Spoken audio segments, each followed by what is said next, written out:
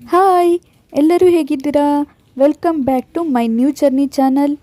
ನಾನು ನಿಮ್ಮ ಸ್ಫೂರ್ತಿ ನಾಯಕ್. ಯಾರ್ಯಾರೆಲ್ಲ ಈ ವಿಡಿಯೋನ ಫಸ್ಟ್ ಟೈಮ್ ನೋಡ್ತಾ ಇದ್ದೀರಾ, ಮರೀದೆ ನನ್ನ ಚಾನಲನ್ನು ಸಬ್ಸ್ಕ್ರೈಬ್ ಮಾಡಿ. ಬನ್ನಿ ಮತ್ತೆ ವಿಡಿಯೋ ಸ್ಟಾರ್ಟ್ ಮಾಡೋಣ. ಬೆಳಿಗ್ಗೆ ತಿಂಡಿ ಮುಗಿಸಿ ರಾಬಿನ್ನ ಸ್ವಲ್ಪ ಮಾತಾಡ್ಸೋಣ ಅಂತ ಬಂದೆ. ಜಾನು, ಏ ಜಾನು, ಇಲ್ಲ ನೋಡಿ.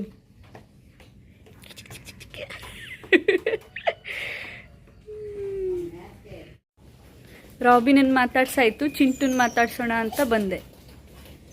ಇದು ನಮ್ಮ ಚಿಂಟು ಮನೆ, ಹೊಸ ಮನೆ ಕಟ್ಸಿದ್ದಾರೆ. ಚಿರತೆ ಬಂದಿತ್ತಂತೆ ಊರಿಗೆ, ಅದಕ್ಕೆ ನಾಯಿಗೆಲ್ಲ ಮನೆ ಭಾಗ್ಯ. ಗೌರ್ಮೆಂಟಿಂದ ಅಲ್ಲ, ಪ್ರೈವೇಟಿಂದ. ಗೌರ್ಮೆಂಟ್ ಯೋಜನೆ ಅಲ್ಲ, ಪ್ರೈವೇಟೇ. ಎಲ್ಲರ ಮನೇಲೂ ಒಂದೊಂದು ಈ ಥರನೇ ಮನೆ ಮಾಡಿದ್ದಾರೆ. ನಾಯಿ ಮೇಲೆ ಪ್ರೀತಿ ಇದ್ದವರು, ಪ್ರೀತಿ ಇಲ್ಲದಿದ್ದವರು ಹಾಗೆ ಬಿಟ್ಬಿಟ್ಟಿದ್ದಾರೆ, ಚಿರತೆಗೆ ಆಹಾರ ಆಗಲಿ ಅಂತ. ನಮ್ಮ ದೊಡ್ಡಪ್ಪನ ಮನೇಲೂ ಹೊಸ ಮನೆ ಮಾಡಿಕೊಟ್ಟಿದ್ದಾರೆ ನಾಯಿಗೆ. ನೋಡು ಚಿಂಟು, ಏ ಚಿಂಟು, ಕೂಯ್ ಕೂಯ್. ನಾನು ಮನೆಗೆ ಬಂದಿದ್ದೀನಿ ಅಂತ ಮಮ್ಮಿ ಸ್ಪೆಷಲಾಗಿ ಇಡ್ಲಿ ಮಾಡ್ತಾಯಿದ್ರು. ಈ ಇಡ್ಲಿ ಸ್ಪೆಷಲ್ ಏನಂದರೆ, ನೀವೀಗ ನೋಡ್ತಾ ಇರ್ಬೋದು ಗ್ರೀನ್ ಕಲರ್ ಪೌಚ್, ಅದನ್ನು ನಾವು ಹಲಸಿನ ಮರದ ಎಲೆಯಿಂದ ಮಾಡಿದ್ದು. ಎಲೆನ ಮರದಿಂದ ತೆಗೆದು ನೀಟಾಗಿ ತೊಳೆದು ಒರೆಸಿ, ನಂತರ ತೆಂಗಿನ ಮರದಿಂದ ಸಿಗುವಂಥ ಕಡ್ಡಿಯಿಂದ ಸೈಡಿಗೆ ಪಿನ್ ಮಾಡ್ತಾರೆ, ಇಡ್ಲಿ ಹಿಟ್ಟು ಹೋಗಬಾರ್ದು ಸೋರಿ ಅಂತ. ಆಮೇಲೆ ಈ ಥರ ದೊಡ್ಡ ಪಾತ್ರೆಯಲ್ಲಿ ಕೆಳಗಡೆ ನೀರು ಹಾಕಿ ಮೇಲ್ಗಡೆ ಸ್ಟೀಮ್ ಬರುತ್ತಲ್ವ, ಆವಾಗ ಇಡ್ಲಿ ಹಿಟ್ಟು ಬೇಯಿಸ್ತಾರೆ. ನೋಡಿ, ಜಸ್ಟ್ ಫುಲ್ ಬೆಳಕಿತ್ತಲ್ಲ, 5 ನಿಮಿಷದಲ್ಲಿ ಕತ್ಲೆ ಥರ ಆಯಿತು. ಅಂದರೆ ಫುಲ್ ಮೋಡ ಆಯಿತು. ಇಲ್ಲಿ ನೋಡಿ, ಬ್ಯಾಕ್ ಸೈಡೆಲ್ಲ ಎಷ್ಟು ಕತ್ಲೆ ಅನಿಸ್ತಾ ಇದೆ. ಇದು ಬೆಳಿಗ್ಗೆ 9ರಿಂದ 10 ಗಂಟೆ ಆಗಿರ್ಬೋದು ಅಷ್ಟೇ, ನಾನು ಟೈಮ್ ನೋಡಲಿಲ್ಲ. ಜಸ್ಟ್ ತಿಂಡಿ ಮುಗಿಸಿ ಹಾಗೆ ಓಡಾಡ್ಕೊಂಡು ಹೋಗೋಣ ಅಂತ ಬಂದೆ. ಒಂದು ರೌಂಡ್ ಸುತ್ತಾಡ್ಕೊಂಡು ಬರೋಣ, ಗಿಡಗಳೆಲ್ಲ ಹೇಗಿದೆ ನೋಡ್ಕೊಂಡು ಬರೋಣ ಅಂತ ಹೋದೆ. ಸಣ್ಣ ಕಾಡು ಥರನೇ ಆಗಿಬಿಟ್ಟಿತ್ತು. ಬೇಸಿಗೆಯಲ್ಲಿ ಒಂದು ಮಲ್ಲಿಗೆ ಗಿಡ ತಂದು ನೆಟ್ಟಿದ್ರು. ಅಂದರೆ ನಮ್ಮ ಮನೆದು ಆ ಕಡೆ ಇದ್ದದನ್ನು ಈ ಕಡೆ ತಂದು ನೆಟ್ಟಿದ್ರು, ಈಗ ದೊಡ್ಡ ಆಗಿಬಿಟ್ಟಿದೆ. ಹಾಗೆ ಇಲ್ಲಿ ಏನು ನೋಡ್ತಾ ಇದ್ದೀರಾ, ಇದಕ್ಕೆ ನಾವು ಕೆಸುವಿನ ಗಿಡ ಅಂತ ಹೇಳ್ತೀವಿ. ಇದ್ರ ಮೇಲ್ಗಡೆ ನೀರು ಹಾಕಿದ್ರೆ ಯಾವತ್ತೂ ನಿಲ್ಲಲ್ಲ. ಒಂಥರ ಇದನ್ನು ನೋಡಲಿಕ್ಕೆ ಚಂದ. ಸಣ್ಣ ಇರಬೇಕಾದ್ರೆ ನಾವು ಇದರಲ್ಲೇ ಆಟ ಆಡ್ತಾಯಿದ್ರು. ಈ ಥರ ಗಿಡಗಳ ಕೆಳಗಡೆ ಒಂದು ದೊಡ್ಡದಾದಂಥ ಗಡ್ಡೆ ಆಗಿರುತ್ತೆ, ಅದನ್ನು ಸುವರ್ಣ ಗಡ್ಡೆ ಅಂತ ಕರಿತೀವಿ. ಅದರಿಂದ ನಾವು ಸಾರು ಬಾಜಿ ಎಲ್ಲ ಮಾಡ್ಕೊಂಡು ತಿಂತೀವಿ, ಚೆನ್ನಾಗಿರುತ್ತೆ. ಇಲ್ಲಿ ನಮ್ಮ ದೇವ್ರ ಮನೆ ಇದೆ, ಹಾಗೆ ನೋಡ್ಕೊಂಡು ಕೈ ಮುಕ್ಕೊಂಡು ಹೋಗೋಣ ಅಂತ ಬಂದೆ. ಅಲ್ಲೊಂದು ಹಕ್ಕಿ ಹಾರೋಯಿತು, ಹಾಗೇ ನೋಡ್ತಾ ಇದ್ದೆ. ಸಣ್ಣ ಹಕ್ಕಿ, ಬಟರ್ಫ್ಲೈ ಎಲ್ಲ ಇದ್ವು. ಹಾಗೆ ಯಾವ್ಯಾವ ಹೊಸ ಹೂ ಬಿಟ್ಟಿದೆ, ಯಾವ್ಯಾವ ಹೊಸ ಹೂ ಗಿಡ ನೆಟ್ಟಿದ್ದಾರೆ ಅಂತ ನೋಡಿಕೊಂಡು ಆರಾಮ್ ಸುತ್ತಾಡ್ಕೊಂಡು ಬಂದೆ ಒಂದು ರೌಂಡು. ಇಲ್ಲೇನು ಕಾಣಿಸ್ತಾ ಇದೆ, ಇದೇ ನಮ್ಮ ಮನೆ. ಒಳಗಡೆ ಹೋಗಿ ನೋಡಬೇಕು ಇಡ್ಲಿ ರೆಡಿ ಆಯಿತಾ ಅಂಥೇಳಿ. ಇಡ್ಲಿ ಜೊತೆಗೆ ಕಬಾಬ್ ಕೂಡ ರೆಡಿ ಆಗ್ತಾ ಇತ್ತು. ನಾನು ಕಬಾಬ್ಗೆ ಏನೇನು ಬೇಕೋ ಎಲ್ಲ ಐಟಮ್ ಹಾಕಿ ರೆಡಿ ಮಾಡಿ ಇಟ್ಟೋಗಿದ್ದೆ. ಮಮ್ಮಿ ಇಡ್ಲಿನ ಬೇಯಿಸಿ ಅದ್ರ ಜೊತೆ ಕಬಾಬ್ನು ಎಣ್ಣೆಲಿ ಹಾಕಿ ಕರಿತಾ ಇದ್ರು. ನಾವು ಇಡ್ಲಿ ಹಿಟ್ಟನ್ನು ಪೌಚಲ್ಲಿ 1/4 ಭಾಗ ಅಷ್ಟೇ ಹಾಕಬೇಕು, ಬೆಂದ ನಂತರ ಅದು ತುಂಬಿ ಬಿಡುತ್ತೆ. ಅದಕ್ಕೆ ಊಟಕ್ಕೆ ರೆಡಿ ಆಯಿತು. ಇಡ್ಲಿ ಆಯಿತು, ಕಬಾಬ್ ಆಯಿತು, ಸಾರಾಯಿತು, ಬೆಳಗಿನ ದೋಸೆ ಎಲ್ಲ ರೆಡಿ ಆಯಿತು. ಈಗ ತಿನ್ನೋದಷ್ಟೇ. ಜಾಸ್ತಿನ ಐಟಮ್ಸ್ ಮಾಡಿ ತಿನ್ನು ಅಂತಾರೆ, ಯಾಕಂದರೆ ಪಿ ಜಿಲಿ ಊಟ ಸರಿ ಇಲ್ಲ ಅಂತ. ಆದರೆ 1 ತಿಂಗಳಿಗೆ ಬೇಕಾಗುವಷ್ಟು ಒಂದೇ ದಿನ ತಿನ್ನಲಿಕ್ಕಾಗಲ್ಲ.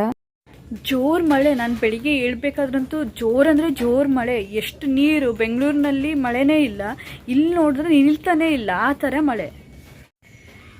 ಇದರಲ್ಲಿ ಒಂದೇ ಬೇಜಾರು ಏನಂದರೆ, ಎಷ್ಟು ವರ್ಷ ಆಗಿತ್ತು ಏನೂ ಆಗ್ತಾ ಇರಲಿಲ್ಲ. ಈ ವರ್ಷನೇ ಗುಡ್ಡ ಕುಸಿದು ಒಂದು ಮನೆಯೇ ಹೋಗ್ಬಿಡ್ತು, ಮತ್ತು ಅದರಲ್ಲಿ ಇರೋರೆಲ್ಲ ಹೋಗ್ಬಿಟ್ರು. ಇದಕ್ಕೆಲ್ಲ ಕಾರಣ ಇವರು ನ್ಯಾಷನಲ್ ಹೈವೇ ಅಂತ ಹೇಳಿ ಆ ಕಡೆ ಈ ಕಡೆ ಎಲ್ಲ ಗುಡ್ಡನ ತೆಗೆದು ರೋಡ್ ಮಾಡಿಬಿಟ್ಟಿದ್ದಾರೆ. ಅದರಿಂದ ಅದಕ್ಕೆ ಗ್ರಿಪ್ ಸಿಗದೆ ಎಲ್ಲ ಮಣ್ಣು ಕೆಳಗಡೆ ಬರ್ತಾ ಇದೆ. ಆಮೇಲೆ ಇನ್ನೊಂದೇನಾದರೆ, ಅದ್ರ ಜೊತೆಗೇ ಒಂದು ಗ್ಯಾಸ್ ಟ್ಯಾಂಕರ್ ಇತ್ತು, ಅದು ಕೂಡ ಆ ಗುಡ್ಡ ಕುಸಿತಕ್ಕೆ ಸೈಡ್ಗಿರೋ ನೀರಲ್ಲಿ ಬಿದ್ದುಬಿಟ್ಟಿದೆ. ಅಂದರೆ ದೊಡ್ಡ ನದಿಲಿ ಬಿದ್ದುಬಿಟ್ಟಿದೆ, ಅದು ತೇಲ್ಕೊಂಡು ಹೋಗ್ತಾ ಇದೆ. ಇಲ್ಲಿ ಪಾಪ ಯಾರು ಸತ್ತೋದ್ರೋ ಅವ್ರದ್ದೆಲ್ಲ ಬಾಡಿ ಗೋಕರ್ಣದಲ್ಲಿ ಸಿಗ್ತಾ ಇದೆ ಅಂತೆ. ಈ ಸರಿ ಮಳೆಗೇ ಈ ಥರ ಆಗಿತ್ತು. ಇವತ್ತು ಬೇರೆ ನಾನು ಬೆಂಗಳೂರಿಗೆ ಹೋಗಬೇಕು. ನಾನು ಗೌರ್ಮೆಂಟ್ ಬಸ್ ಬುಕ್ ಮಾಡಿದ್ದೆ, ಅದು ಹೊನ್ನಾವರ ಕಡೆಯಿಂದ ಹೋಗುತ್ತೆ. ಇನ್ನೊಂದು ಸಿರ್ಸಿಕುಮಟ ರೋಡು ಬ್ಲಾಕ್ ಆಗಿದೆ, ಅದಂತೂ ಇನ್ನೂ ಡೇಂಜರು. ಚಲೋ ಆಯಿತು, ಪ್ರೈವೇಟ್ ಬಸ್ ಬುಕ್ ಮಾಡಿದರೆ ಆ ಕಡೆಯಿಂದನೇ ಹೋಗೋದು. ಅದಕ್ಕೆ ಗೌರ್ಮೆಂಟ್ ಬಸ್ ಬುಕ್ ಮಾಡಿದ್ದೆ, ಅದು ಹೊನ್ನಾವರ ಕಡೆ ಹೋಗುತ್ತೆ. ಆದರೆ ಅಲ್ಲೂ ಕೂಡ ನ್ಯಾಷನಲ್ ಹೈವೇನಲ್ಲೇ ಗುಡ್ಡ ಕುಸಿದು ಈ ಥರ ಆಗಿದ್ದು. ಏನು ಮಾಡೋದು, ಒಟ್ಟಿನಲ್ಲಿ ಬೆಂಗಳೂರಿಗೆ ಹೋಗಿ ಮುಟ್ತೀನಿ ಅನ್ನೋ ಧೈರ್ಯ ಇದೆ. ನನಗಿಲ್ಲಿಂದ ಸಮುದ್ರದ ಸೌಂಡ್ ಕೇಳಿಸ್ತಾ ಇದೆ. ನಿಮ್ಗೆ ಕೇಳಿಸುತ್ತೆ ಇಲ್ವೋ ಗೊತ್ತಿಲ್ಲ. 1 ನಿಮಿಷ ಸೈಲೆಂಟ್ ಆಗಿರ್ತೀನಿ, ನೋಡೋಣ ಕೇಳಿಸುತ್ತಾ ಅಂತ.